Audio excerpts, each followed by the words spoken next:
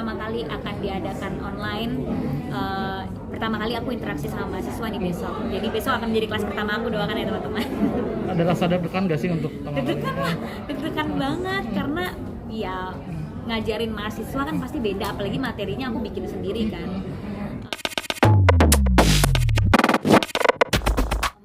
Project atau menciptakan suatu project yang aku create dari awal dan akhirnya project tersebut bisa mengangkat isu-isu yang penting buat aku, kayak misalnya kemarin Kukira ke Rumah aku mengangkat isu kesehatan mental yang menurut aku penting juga untuk anak muda.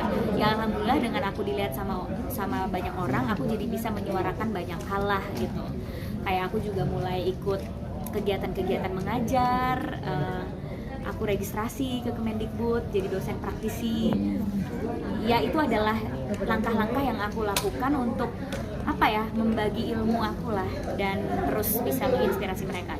Oke, itu berarti nanti untuk S2 sendiri Kak ada hubungannya nggak sih ke tadi Kakak yang registrasi Kemendikbud, dosen praktisi segala macam? Emang rencananya aku S2 itu pengen ngambil Master in Education karena memang aku sangat cinta pendidikan juga. Dan kalau misalnya teman-teman yang nonton gitu ya pernah ngeliat konten aku dulu, kalau ditanya cita-citanya apa, pasti aku jawabnya dulu waktu kecil maunya jadi dokter atau jadi guru. Nah jadi ya jadi dokter kan nggak mungkin nih karena udah lewat masa sekolahnya. Nah tapi jadi guru kan masih mungkin gitu. Jadi ya aku pengen ambil Master in Education.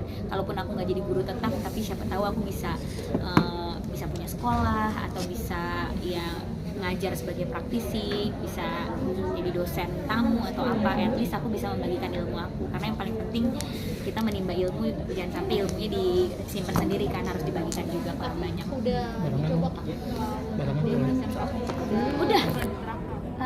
Udah kebetulan besok adalah ngajar pertama aku. Gimana tuh? Besok aku ngajarnya untuk pertama kali aku ngajar online dulu 1.000 mahasiswa.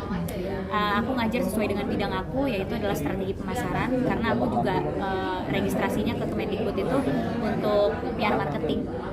Jadi untuk besok aku ngajar 1.000 mahasiswa secara online dulu. Persiapannya lumayan hektik karena pertama kali aku bikin materi sendiri kan. Ya kan ngajar berarti materinya kan dari aku. Ya udah bikin materinya sendiri, tektokan sama tim semuanya supaya materinya benar-benar lengkap dan berguna untuk mereka gitu, untuk para mahasiswa. Deg-degan nggak sih Kak? Ngabisin waktu lagi ya untuk bikin Betul. materi itu. Betul. Bagi waktunya gimana lagi? Bagi waktunya sangat luar biasa ya, kayak misalnya syuting terus break, ya aku buka laptop pasti. Bahkan ada yang aku udah jongkok banget, udah pulang syuting pagi, lagi dipijit saya bikin lagi direfleksi bikin materi gitu. Tapi ya balik lagi karena aku seneng gitu, aku seneng kayak membagikan ilmu yang aku punya gitu, dan dipercaya juga sama Kemendikbud, akhirnya dipilih untuk ikuti program praktisi mengajar ini, dan ya udah akhirnya besok ngajar.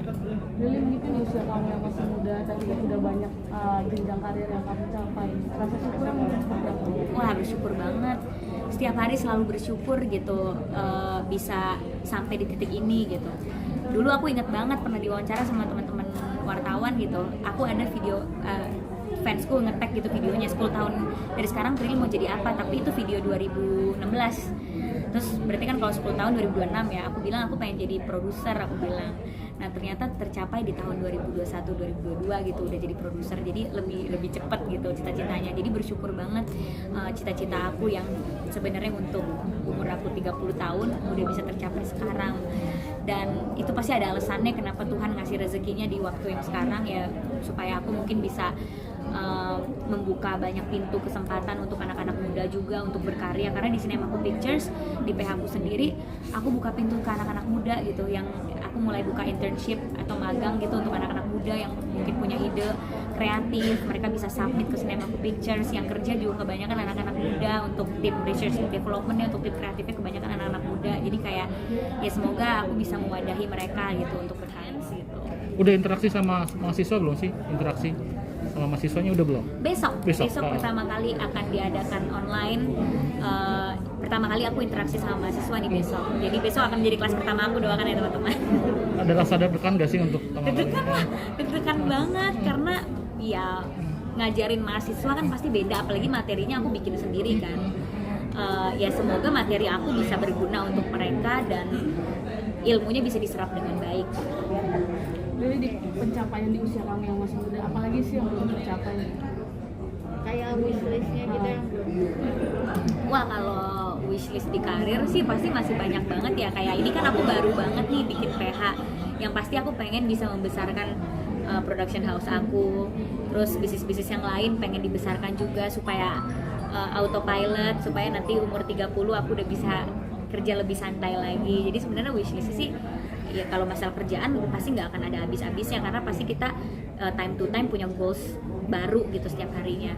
Atau mungkin wishlist yang untuk kehidupan personal ya, pengen lebih banyak waktu buat diri sendiri sih, pengen liburan. Pengen jalan-jalan keliling Indonesia kali ya. Buat keluarga gitu.